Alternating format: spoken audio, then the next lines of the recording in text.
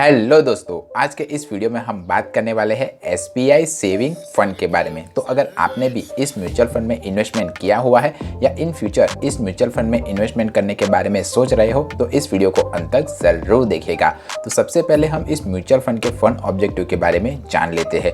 तो ये इन्वेस्टरों के पैसे को अल्ट्रा शॉर्ट टर्म डेब्ट फंड विच ऑफर इंस्टेंट रिडिस्टम, यानी कि ये अल्ट्रा शॉर्ट टर्म डेब्ट फंड में इन्वेस्टरों के पैसे को निवेश करता है, जहां पर इन्वेस्टर जब चाहे तब अपने पैसे को इंस्टेंटली विड्रॉ कर लेता है। और money market scheme which invest in commercial paper, certificate of depository and treasury bill and etcetera. और दूसरे पैसे मनी मार्केट सिक्योरिटीज में, कमर्शियल पेपर्स में, सर्टिफिकेट ऑफ डिपॉजिटरी और टी बिल में इन्वेस्टरों के पैसे को निवेश करता है। यानी कि अगर आप इस म्यूचुअल फंड में इन्वेस्टमेंट करते हो तो आप इंस्टेंटली अपने पैसे को निकाल भी सकते हो। ये इस म्यूचुअल फंड की खासियत है। अब हम इस म्यूचुअल फंड के 5 रिटर्न्स के बारे में जानें तो इसने 1 साल में 4.1% का, 3 साल में 5.0% का, 5 साल में 6.2% का और ओवर 7.5% का रिटर्न्स अपने इन्वेस्टरों को लाकर दिया हुआ है।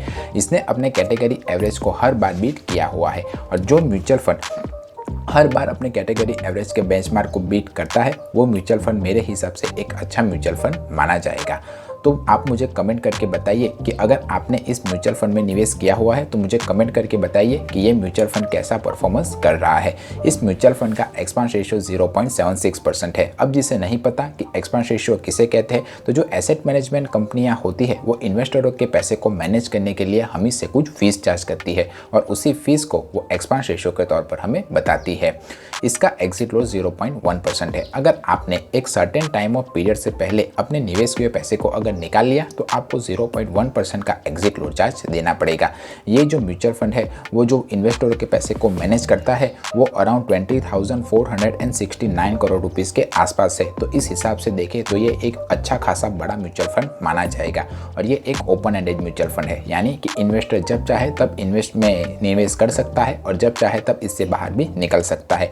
ये mutual fund benchmark CRISIL money market fund BI index को फॉलो करता है। और अगर आप इस म्यूचुअल फंड में अपनी इन्वेस्टमेंट को स्टार्ट करना चाहते हो तो मिनिमम SIP 500 रुपीज़ और लम सम अमाउंट 5000 से स्टार्ट कर सकते हो।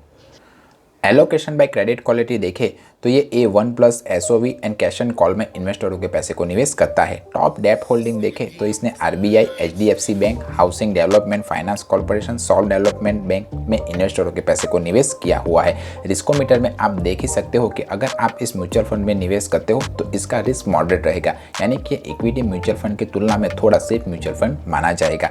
और ये इस म्यूचुअल फंड का स्टैंडर्ड डेविएशन 0.72% है, जो अपने कैटेगरी एवरेज से बेहतर है। अब जिसे नहीं पता कि स्टैंडर्ड डेविएशन किसे कहते हैं, तो स्टैंडर्ड डेविएशन एक रेंजिंग फैक्टर है।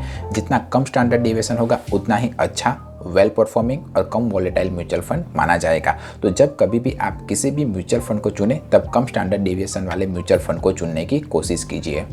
अब हम इस म्यूचुअल फंड पर लगने वाले टैक्स के बारे में बात करें तो अगर आपने 3 साल के बाद अपने निवेश किए पैसे को निकाला तो आपको 20% का इंडेक्सेशन का बेनिफिट मिलेगा और उसके बाद आपकी जो अमाउंट बचेगी उसके ऊपर आपको निग्लेजेबल टैक्स अमाउंट पे करना पड़ेगा। पर अगर आपने 3 साल के भीतर ही अपने निवेश किए पैसे को अगर निकाल लिया तो आप जिस किसी भी टैक्स स्लैब में आओगे उस टैक्स स्लैब के हिसाब से आप जो टैक्स रेट आपको आएगा उस टैक्स रेट को आपको भरना पड़ेगा।